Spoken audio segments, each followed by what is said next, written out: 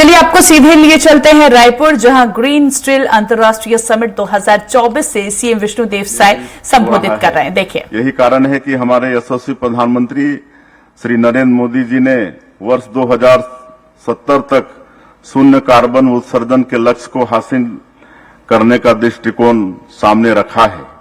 केंद्रीय नवीन और नवीकरणीय ऊर्जा मंत्रालय ने हरित हाइड्रोजन उत्पादन और उपयोग के लिए राष्ट्रीय हरित हाइड्रोजन मिशन की घोषणा की है। इस मिशन में इस्पात क्षेत्र को भी भागीदार बनाया गया है।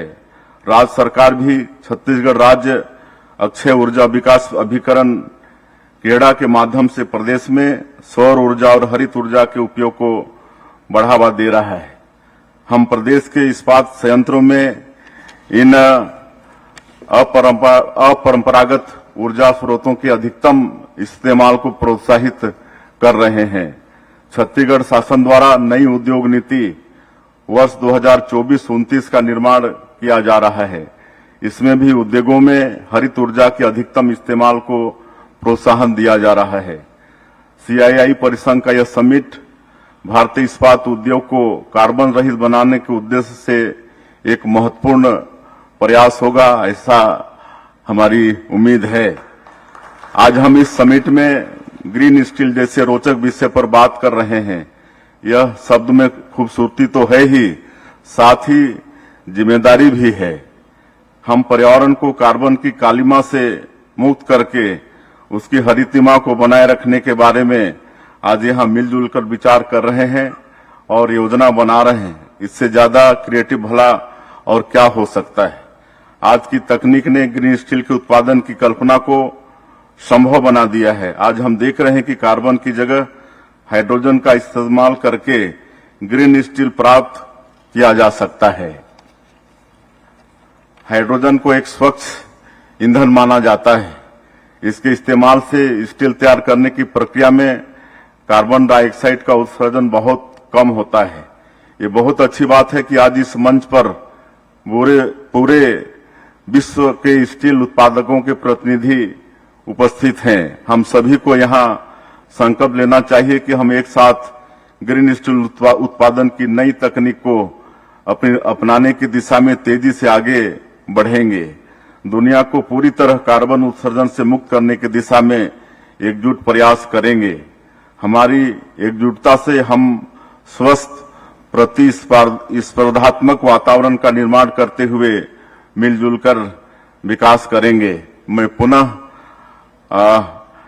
इस समिट में मुझे बुलाने के लिए सीआईआई का बहुत बहुत आभार व्यक्त करते हुए और ये समिट ग्रीन स्टील उत्पादन के क्षेत्र में एक मील का पत्थर साबित होगा, ऐसा विश्वास करते हुए अपनी बात समाप्त करता हूं। धन्यवाद।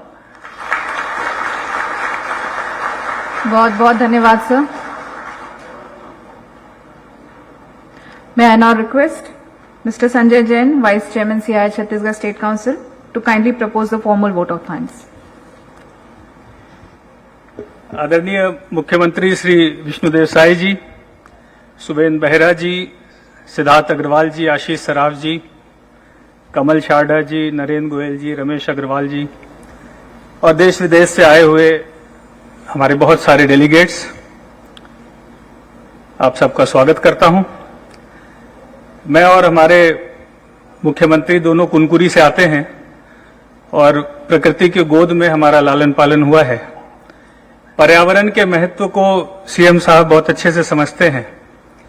कई बार विकास और पर्यावरण को एक दूसरे का बाधक समझा जाता है, मगर अगर नेतृत्व का विजन हो और इंडस्ट्री की इच्छा शक्ति हो तो दोनों एक दूसरे के पूरक बन सकते हैं। स्वयं संज्ञान लेकर के और सीआईआई की तरफ से ये ग्रीन स्टील समिट इसी दिशा में एक कदम है। पर कैपिटा स्टील कंजम्पशन में हम दुनिया के मुकाबले 1/3 में हैं, तो स्टील तो बहुत जरूरी है विकसित देश बनाने के लिए।